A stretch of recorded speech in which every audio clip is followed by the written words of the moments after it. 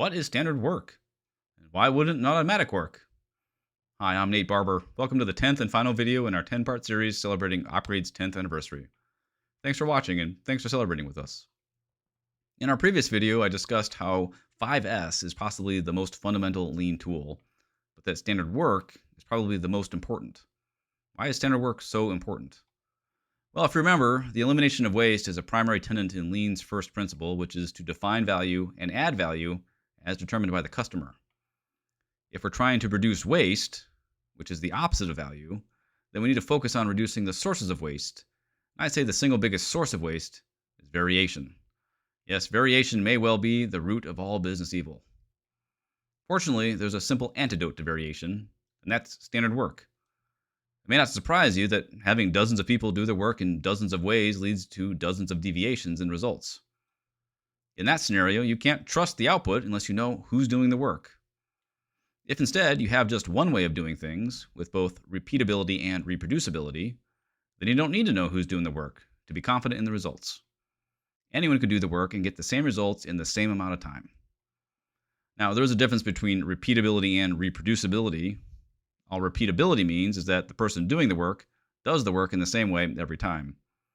If I do a task the same way every time and you do a task the same way every time, but our methods are different, well, the task is still repeatable for me and repeatable for you, but there is still variation in the results because there is variation in our methods.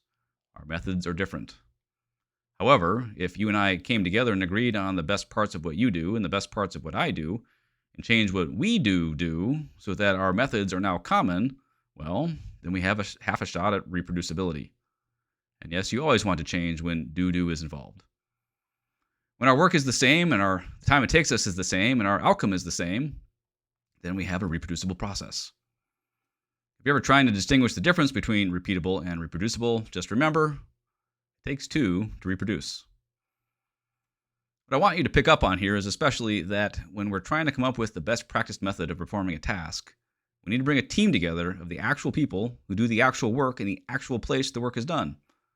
That way the team can work the process together to come to an agreement of what the best way is and why it's the best. There can be other people on the team too, like suppliers and customers of the process, both internal and external. Fresh eyes are also good to have on the team. Better understanding we have of what's upstream, what we do, and what's expected downstream, the better we can be confident that we have really arrived at a true best practice. Notice what I didn't say here is, I didn't say that a boss should determine the best practice. I didn't say that a continuous improvement consultant should determine the best practice. It's fine for a boss or a consultant to facilitate the discussion, but if I have never run the process, and I'm not going to be the one to run the process in the future, I have no place deciding the best process. I can provide insight to other best practices I've seen, and I can teach the fundamentals of lean operations, but at the end of the day, it must be the people who do the work that decide how the work is done. Even when you bring everyone together to create standard work, you might find that no one knows exactly what they do, exactly how they do it, or exactly how long it takes them to do any of it. Most days, they're probably too busy doing the work to have measured it or written any of it down. What's more, if you were to ask them about what they do, they may be likely to tell you about how what they do is more of an art than it is a science. Now, we know that it isn't art, unless you're blowing glass, but it can be hard to prove it. That means it's time to break out the video cameras, or if you live in the 21st century, your cell phones. We found that videoing the actual people doing the actual work with the actual thing in the actual place gets us the actual facts upon which we can make better decisions. It's no longer just opinion or anecdote. We have real data we can lean upon. Pun intended. As W. Edwards Deming said, "In God we trust, all others must bring data." When we're collecting video, be sure to tell people not to hustle and not to try to show off. Let's try to avoid that Hawthorne effect. If the process is difficult, we need to see where it's difficult. We also don't want to just video the process once. We want video of the process run multiple times. Don't pause the video between steps because the pauses between steps are part of the process. You can use any type of video recording device you want, but we find that cell phones work the best. We've tried GoPros and other dedicated recording devices, but ironically the batteries only seem to last something like 30 minutes, which isn't helpful when you want to record a process multiple times. The challenge with cell phones is collecting the videos at the end, and in this case we find that Teams and SharePoint are the best solutions, even though with those it can feel like it takes eons to upload videos to the cloud. With the videos now uploaded, the team can take a step back and see the forest for the trees. Videos allow for a very detailed time study of the work performed by different persons. By breaking down the videos, we can get the times for each of the tasks and subtasks, as well as the pauses between the tasks. With all of that data aggregated, we can now know whose process is best for each task, and we can stitch the best of those tasks together to get a new best practice that the team can agree on. Now it's time to document the work to create true standard work.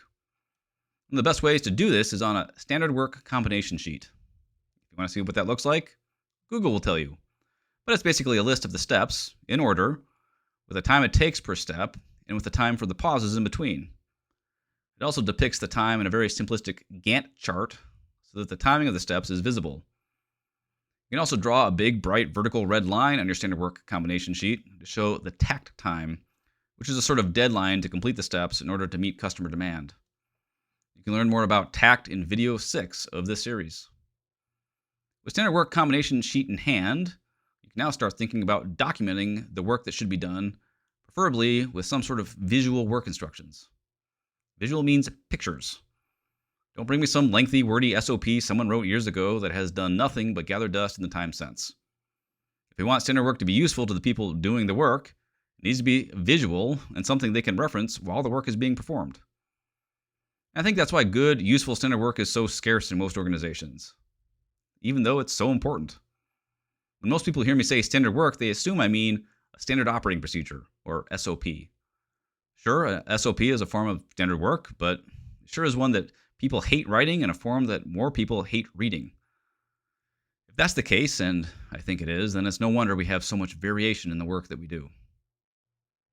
Well, that's it for this video, and actually that's it for this whole video series.